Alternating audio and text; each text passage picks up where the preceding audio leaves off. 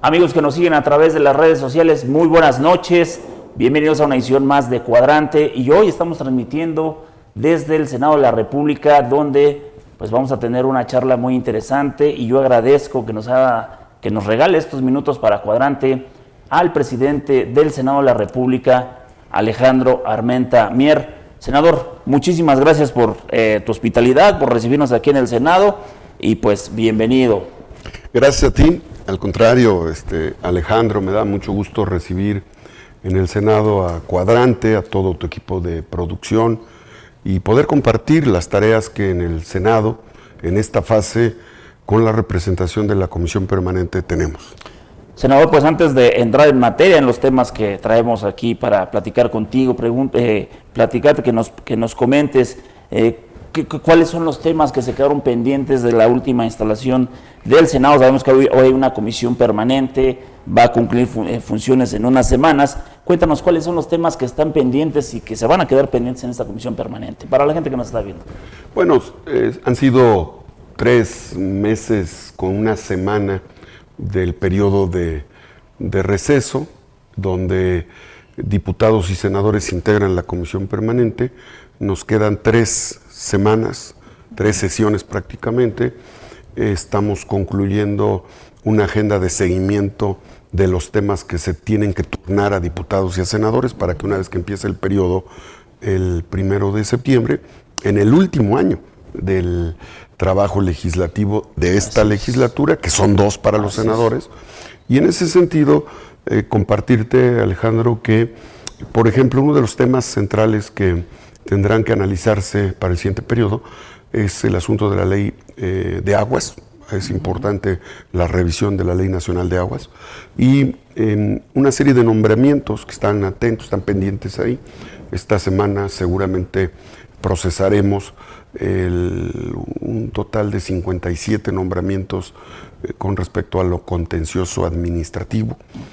Los regresamos a la mesa directiva, del pleno a la mesa directiva, para que se complementen en los requisitos que tienen que observarse. Y así como eso hay una serie de asuntos que para el siguiente periodo se van a procesar y, como tú sabes, como lo sabe tu audiencia, el siguiente periodo, que es de septiembre a diciembre, los temas centrales que se abordan son la ley de ingresos, el paquete económico y el presupuesto de egresos para el último año del presidente Andrés Manuel López Obrador. Es el año del cierre y seguramente la Comisión de Hacienda, la propia Secretaría de Hacienda, establecerán criterios muy importantes de cierre de ejercicio presupuestal. Es el cierre también de los senadores y los diputados, Alejandro Armenta. Preguntarte, ¿habrá temas que se queden pendientes para la próxima legislatura, hablando tanto del Senado como de los diputados federales? Bueno, sí hay algunos temas. ¿Son tan álgidos que no se puedan sacar en este periodo? Sí, te podría decir el tema de la cannabis de uso industrial, el cáñamo, el aprovechamiento del cáñamo. Si bien la Corte ha definido ya el uso lúdico, nosotros creemos que el uso medicinal y la regulación del cáñamo para la producción de papel, combustible, para la producción de alimentos, para la producción de biocombustibles, de plásticos, todo eso puedes generar con la producción del cáñamo, que no tiene función psicotrópica. Pues es un tema que, dado los incrementos de la actividad delictiva y de la incidencia en el consumo de enervantes y de sustancias tóxicas, no es un buen ambiente en este momento para su aprobación.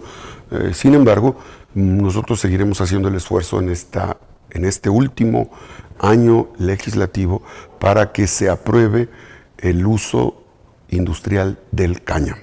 Esa es la parte uno de los temas centrales. También está la ley de ciberseguridad, que es un tema que tenemos que atender, sí. El otro tema, que la ley de aguas, hay que revisar si es posible que se pueda procesar en comisiones. Y debo decirte que ya los dos presidentes de las juntas de coordinación política, tanto de senadores como de diputados, están trabajando, Alejandro, en retomar 50 minutas que fueron aprobadas en diputados, pero que no han pasado en el Senado. Y 50 minutas que se aprobaron en diputados, pero no han pasado en el Senado. Estas minutas son iniciativas que ya fueron aprobadas de ley, que ya llevan la mitad del camino y que podrían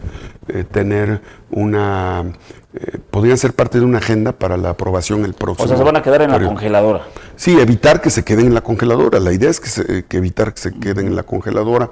Es un año electoral, como fue en las elecciones de Coahuila y del Estado de México, y eso hace que los temas políticos se sobrepongan en muchas ocasiones al trabajo legislativo, pero hay voluntad de parte de los legisladores, independientemente de sus grupos parlamentarios, para avanzar en la agenda legislativa. Oye, senador Armenta, cuéntanos, hace unas semanas pues se generó mucho ruido mediático por ese tema con la presidenta de la Suprema Corte de Justicia, Norma Piña, por unos mensajes que tú exhibiste, una presunta amenaza, y que se hizo una serie de dimes y diretes, y que ya después otros temas, tú lo acabas de decir, los temas políticos siempre se anteponen a otras cosas. Parece que el tema de las corcholatas borró esta confrontación con la Suprema Corte de Justicia de la Nación. ¿Quedaste confrontado ahí con la presidenta de la Suprema Corte de Justicia? ¿Ya son amigos otra vez o nunca fueron amigos? ¿Cómo está esa relación? Bueno, la relación entre los poderes tiene que ser una relación de respeto, de coexistencia, de protocolo institucional. Por eso me extrañó que en la noche, a las 9:05, recibiera del teléfono que ya tiene y que después confirmó mensajes que no corresponden a la comunicación que hay entre los poderes públicos. Decirme que si podré ver a mis hijos a los ojos por una iniciativa que presenté para que se democratizara el poder judicial, pues no corresponde a una tarea entre los poderes públicos. Yo no podría enviarle un WhatsApp a un juez federal o a un ministro o a un magistrado diciéndole ello por una resolución que tuvieran en la tarea que les compete. Yo no podría. En todo caso, si la ministra tenía alguna duda con respecto a una opinión que yo he manifestado, podría haberme pues invitado a dialogarlo, ¿no? A analizarlo.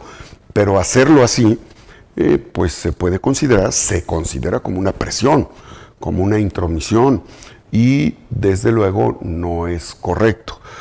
Lo señalé como una amenaza porque no fue cualquier persona, es la presidenta de la Suprema Corte de Justicia de la Nación quien debe de conducirse con apego a la ley en la relación entre los poderes públicos. Así es que, bueno, lo señalé, le pedí por escrito que me dijera si ella había sido quien había escrito esos mensajes. Lo señaló, ella dijo que sí había sido.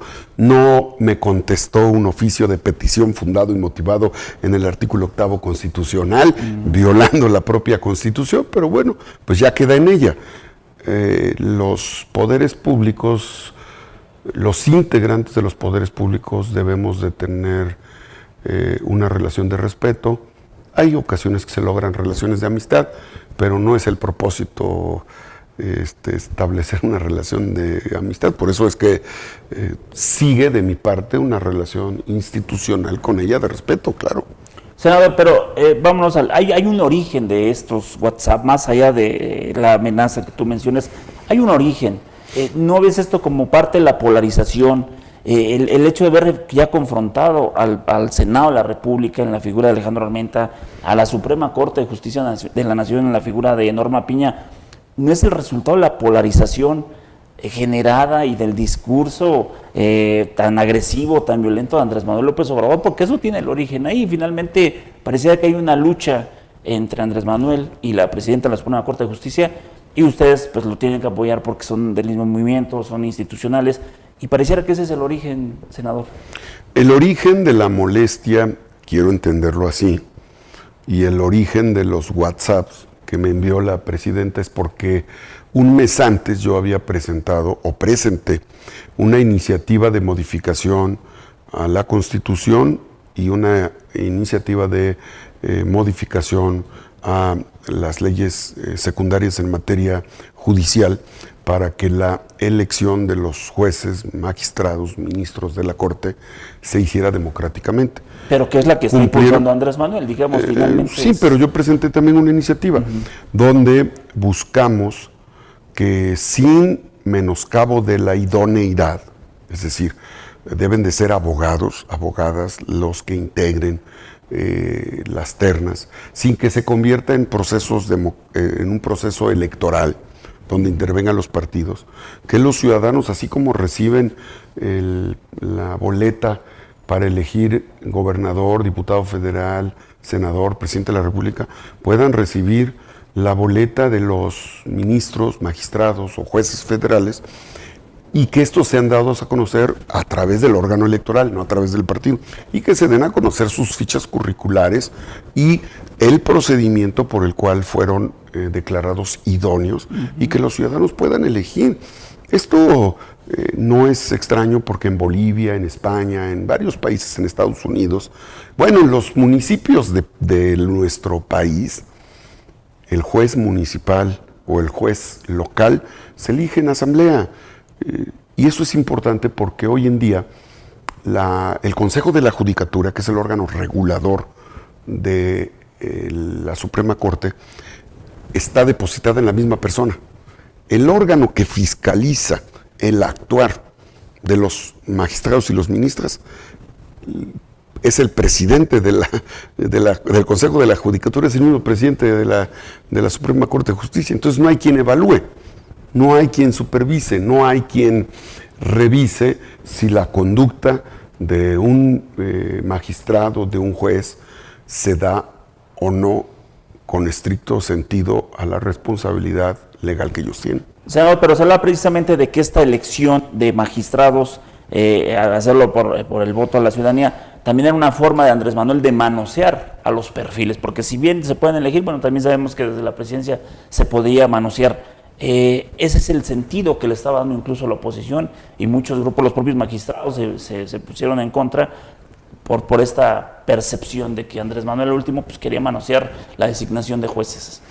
Mira, para quienes hemos vivido en la democracia plena, yo no soy plurinominal, por ponerte un ejemplo. Toda mi vida, a lo largo de 34 años he sido electo, fui presidente municipal por plebiscito a los 21 años, diputado suplente, diputado local, diputado federal, todo por elecciones. Para los que hemos vivido la democracia, para nosotros que somos electos, nuestra conducta tiene que estar apegada a la razón, a la justicia y al respeto a los ciudadanos. Los magistrados son designados por cúpulas y obedecen a esas cúpulas. Necesitamos que la única razón, el único criterio que tenga un magistrado sea la ley, la justicia y el bien público que representan los ciudadanos. Y eso no se va a dar mientras los notables, los que integran los poderes fácticos, influyan en la elección de los magistrados, de los jueces. Por eso es que yo estoy a favor. Yo prefiero que se equivoquen la mayoría de los mexicanos a que sean los grupos de interés económicos los que designen a... Pero finalmente la propuesta ya fue desechada, ¿verdad? No, todavía está viva. ¿Cuál es el tema? Está viva. Se encuentra en la Comisión de Gobernación y la Comisión de Puntos Constitucionales.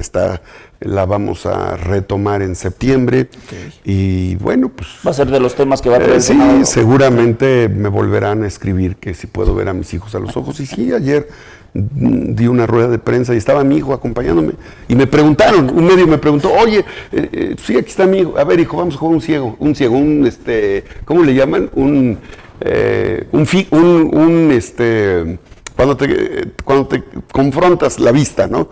Vamos a hacer esa parte que se denomina y careo. Un careo, ¿no?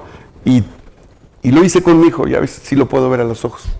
Un poco queriendo dejar en claro que una iniciativa de estas no puede significar la presión de un ministro de la Corte, porque además, fíjate, la ministra de la Corte, al haberme presionado con ese mensaje, está violando la Constitución, porque los senadores somos inviolables en nuestra facultad de emitir opiniones o presentar iniciativas. Ahora resulta que antes de presentar una iniciativa le tengo que preguntar a los ministros de la Corte si es de su agrado una iniciativa, o acaso cuando los ministros de la Corte van a preparar una resolución, nos preguntan a nosotros si estamos de acuerdo con la resolución. Ellos tienen una función constitucional, nosotros tenemos otra función constitucional y el Poder Ejecutivo tiene otra función constitucional y cada quien tiene que respetar. ¿Cuántos años tiene tu hijo, senador? Tiene 21 años. Ya está grande. Te lo pregunto por esto. Otro tema polémico que se ha desatado son los libros de texto. Sí. No sé si tengas hijos pequeños en la primaria, preguntarte más allá si los tienes o no, como padre de familia, ¿qué te dice los libros de texto que hoy estás repartiendo y que ya se fueron autorizados por la Secretaría de Educación Pública, donde pues están siendo criticados porque pues se habla del fraude electoral de 2006, se romantiza la guerrilla, se exponen temas sexuales de manera muy abierta, que digo, finalmente pues eso ya será en percepción de cada quien, y se trata de implementar una agenda socialista a través de los libros de texto. ¿Qué opinión te merece? Porque se está generando mucha polémica por estos libros de texto que ya Andrés Manuel también dijo, pues no hay ningún tema, los vamos a repartir. Sí, el presidente lo dijo en la mañana, que no hay riesgo de que los libros sean entregados. Hay una comisión que analiza el contenido de los libros, se ha rescatado los temas del civismo, pero yo no sé por qué le preocupa a la oposición que se hable de lo que sucedió. Porque cuando Fox lo quiso hacer, Fox intentó lo mismo, hablar de su triunfo, y toda la oposición, incluso hoy Andrés Manuel, se le fue encima. Hoy está haciendo lo mismo Andrés Manuel, bueno, con los libros de texto. Seguramente Fox no lo planteó, si lo planteó no lo pudo hacer.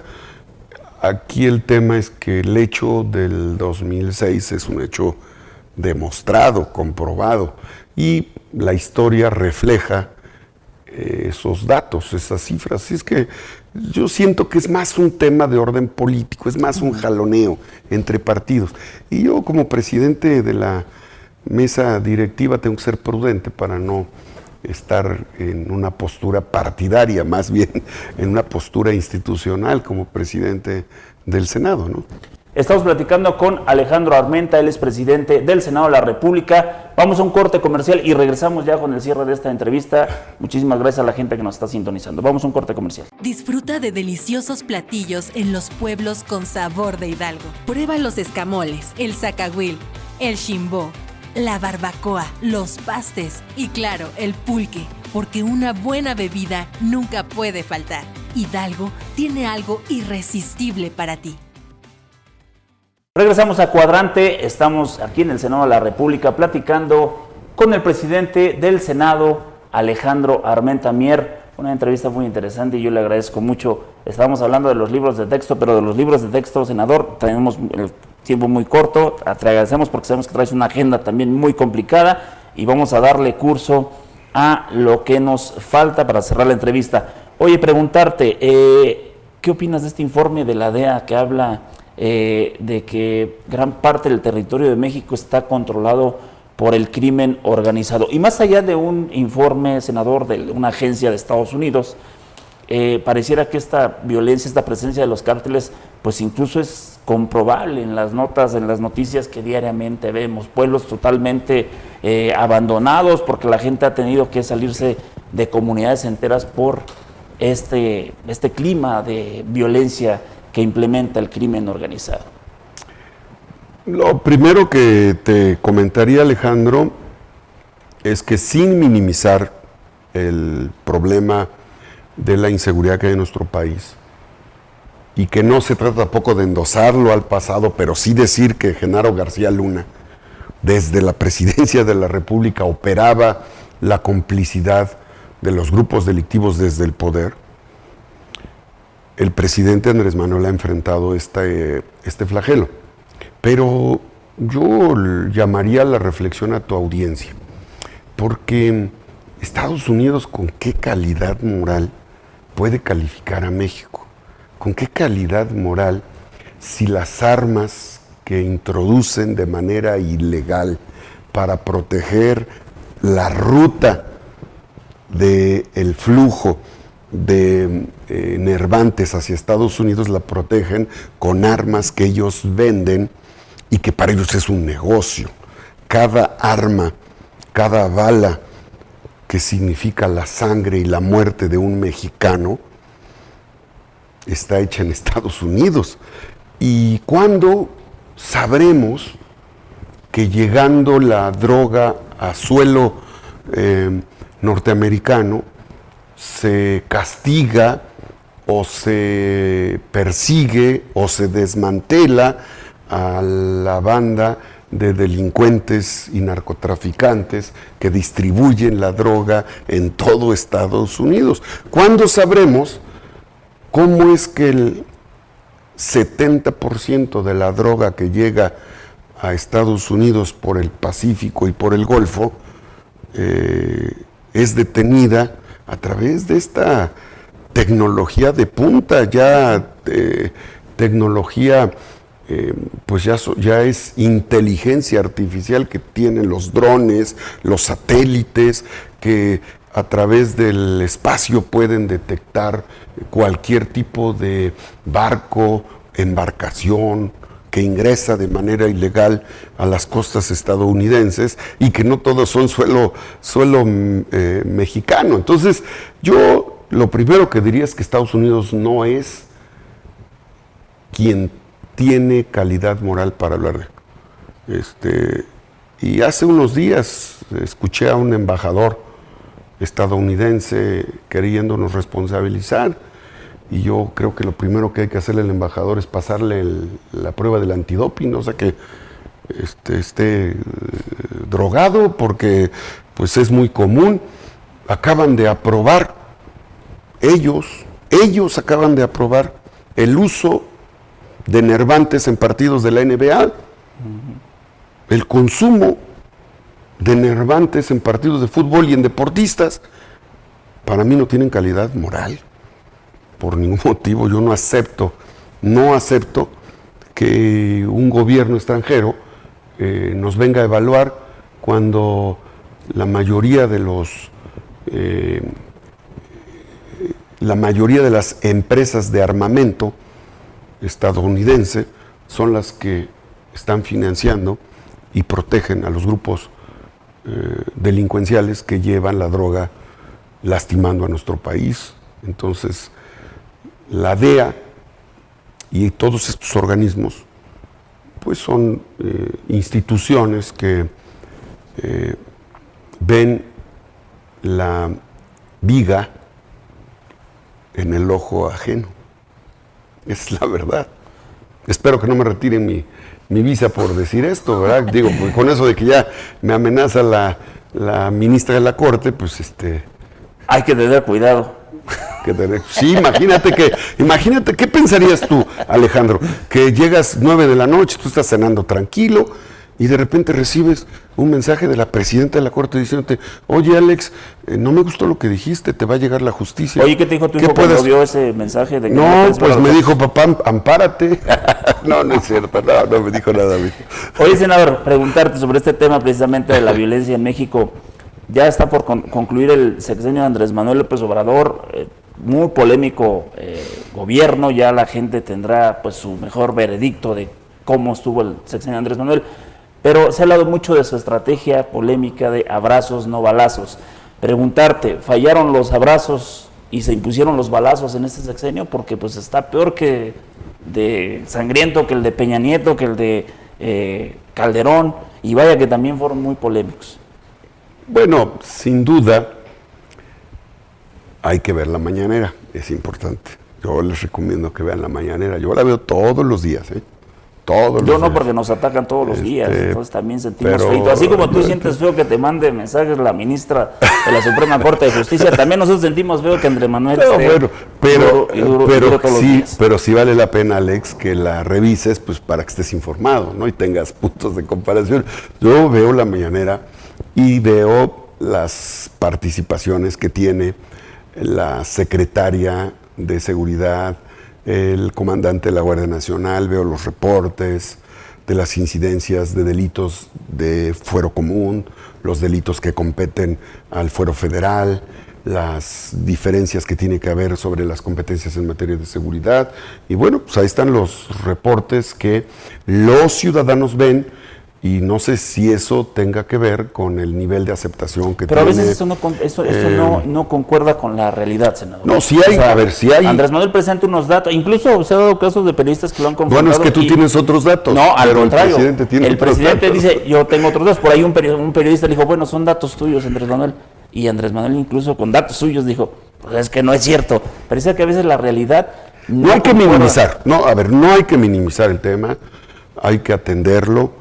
Es un tema muy delicado, es un tema de vida o muerte, es un tema de derecho humano, es un tema fundamental. Yo creo que es un tema que cuando lo politizamos, lo subjetivizamos de la realidad. Pero cuando escucho que hay un tema de tragedia en el país, yo les obsequiaría un tomo del último resultado del INEGI. El INEGI acaba de presentar un estudio que explica cómo la disparidad entre los 10 deciles poblacionales que tienen ingresos en nuestro país ha disminuido la diferencia entre los ingresos entre estos deciles, la población económicamente activa de los segmentos con menores ingresos ha mejorado. Es decir, hay indicadores que no los dice el presidente, que no son los datos del presidente, que son los datos del INEGI, que reflejan ello. Hoy fíjate que en la sesión se hablaba de la economía, se hablaba del peso, ¿no? Por poner un ejemplo. Nunca antes habíamos visto un peso tan fuerte en el mundo. Y organismos, tuve una reunión con el presidente de la Organización Mundial del Comercio y reconoció que gracias al sistema de austeridad republicana, al manejo de la deuda en México y a los criterios de política financiera, de disciplina financiera, el peso mexicano se ha mantenido como la segunda moneda más estable.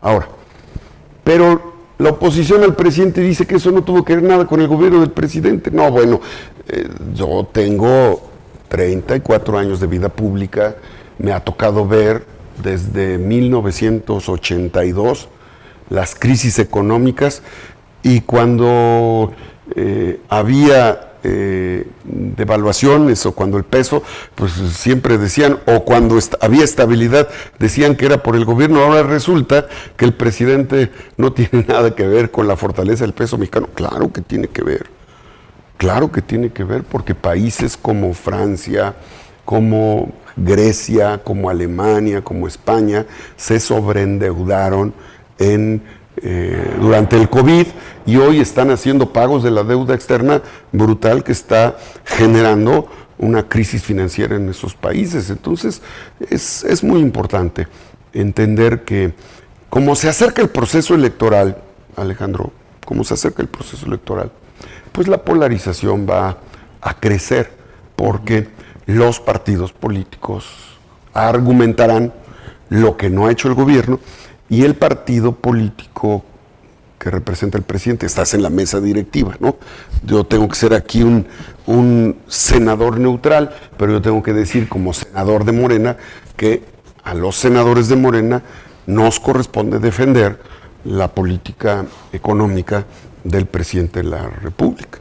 Oye, ¿crees que ha fallado el gobierno de Andrés Manuel López Obrador en sus ejes principales, sobre todo pues de seguridad? Ya lo acabamos de comentar con el tema de estos abrazos no balazos, pero sobre todo el tema de salud, senador, desapareció el INSABI, uno de los proyectos de Andrés Manuel que anunció con bombo y platillo, ya desapareció, y el tema de la corrupción, es la bandera de Andrés Manuel López Obrador, pero al parecer se le cayó la bandera con ese tema de la Casa Gris, los sobres de Pío, los contratos de Felipa. No pretendo minimizar ningún hecho, pero la Casa Gris es un contrato, es una renta, no es una compra de una casa, para empezar. Entonces no hay punto de comparación.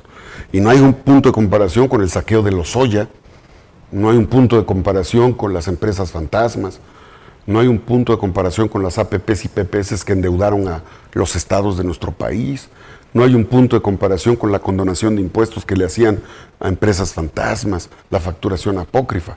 No, sin duda, repito, los opositores al presidente seguirán insistiendo en los temas, pero el presidente aprovecha las mañaneras para informar y los mexicanos tienen derecho a usar programas como el tuyo, Cuadrante, como otros programas, otros medios, para que el ciudadano norme criterio. Yo creo en la democracia y creo en la pluralidad de la participación en la información. Y yo debo decirte, Alejandro, que respeto siempre respeto la participación plural de los medios de comunicación, y a mí me da mucho gusto que estés aquí, poderte recibir, y desde luego los temas son polémicos, son posturas, cada quien tiene una postura.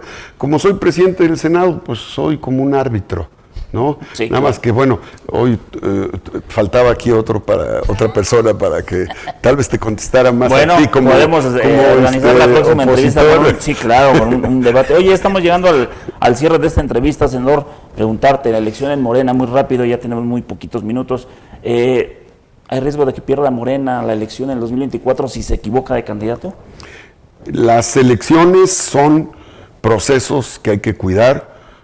Morena, mi partido, se encuentra en un proceso de consolidación, el proceso donde están buscando que a través de encuestas cruzadas con empresas serias, cuyos resultados no tengan discordancia con los trabajos demoscópicos que han presentado, le da certeza a los resultados. Creo que si eso se consolida y se atiende la inclusión, como se está pensando, que no haya exclusión, que se tome en cuenta a todos, creo que el proceso puede desarrollarse de la mejor manera. Y hay dos elementos que hay que cuidar siempre en un proceso electoral. Uno, no caer en la soberbia política. Y dos, evitar la simulación. Si cuidamos esos aspectos, creo que enfrentaremos con acierto el proceso del 2024. ¿Xochitl ya los puso a temblar en la oposición? Fíjate que a lo largo de mi vida he procurado ser objetivo y yo no menosprecio a nadie, ni menosprecio ni sobrepondero, objetivamente. Entonces, como estoy acostumbrado a competir, subirme al tatami electoral, en mi caso, no escoges al más débil para competir con él, sino al que venga. Si tú quieres ganar, tienes que competir con el que venga, ¿no? Entonces, yo no creo que Morena esté temblando, pero tampoco creo que esté menospreciando. Creo que racionalmente están estudiando el proceso. Yo considero, como no estoy en el partido, lo que te acabo de describir son apreciaciones que solo están sujetas a mi imaginario electoral. Senador Armenta, ya nos vamos. Esta entrevista seguramente les va a llegar a tus paisanos de Puebla. Por también favor. Hay el proceso electoral. Ahí los tienes. ¿Qué les puedes decir rumbo al proceso electoral, por cierto, que también se va a vivir allá? Bueno, que estamos atentos para que el mismo proceso que se lleva a cabo a nivel nacional se lleve a nivel estatal y que sean las poblanas, los poblanos, los que de manera libre, como lo ha dicho el presidente, sin dedazo, sin manipulación, hay que desterrar la imposición y que sean las y los poblanos, poblanas, los que decidan quién debe encabezar los proyectos para el 2024. Yo creo en la democracia y confiamos en ustedes. Pues ya lo escuchó usted, Alejandro Armenta Mier, presidente del Senado de la República. Yo le quiero agradecer el favor de su atención. Nos vemos aquí la próxima semana en una edición más de Cuadrante. Mi nombre es Alejandro Gálvez. Muy buenas noches y nos vemos aquí la próxima semana.